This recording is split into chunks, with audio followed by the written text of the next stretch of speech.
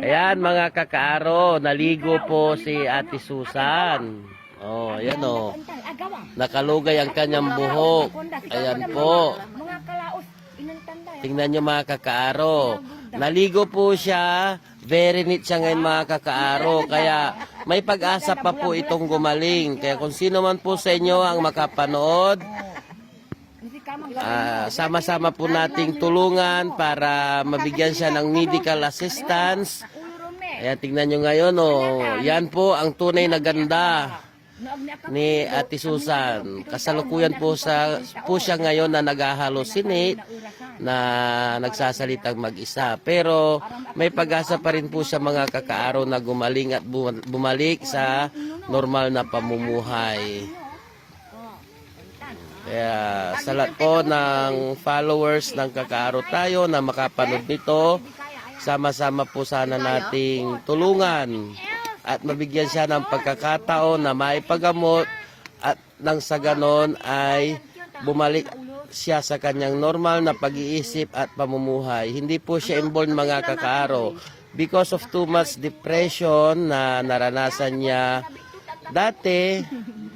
Hindi niya nakayanan, kaya po siya ganyan na nag-hallucinate, na nagsasalita mag-isa.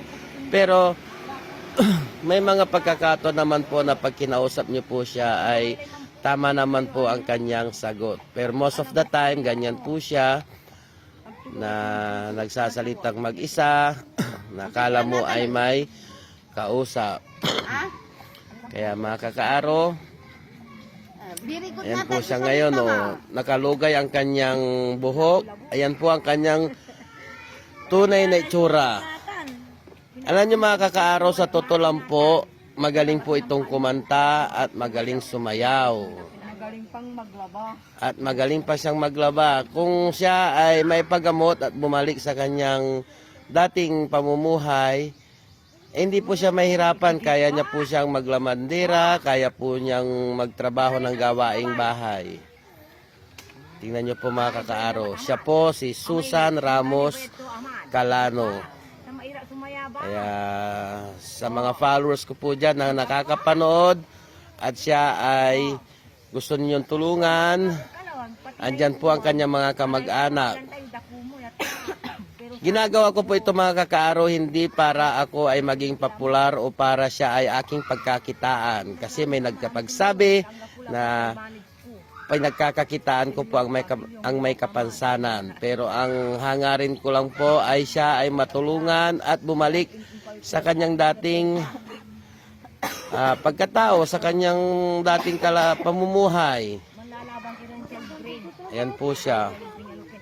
Maganda po ang trabaho niya dati. Isa rin po siyang empleyado noong hindi pa siya nagkaganyan. But because of depression, kaya siya po nagkaganyan. Kaya ayan po mga kakaaro, si Ate Susan Calano. She really in need of medical and food assistance. Ayan po. Oh, kikita niyo mga kakaaro. Masinga po ako ay nagulat. At siya ay nagbihis, naligo. Ayan po. So maraming salamat sa panonood mga kakaaro. And see you on my next videos kay Ate Susan. Maraming salamat mga kakaaro.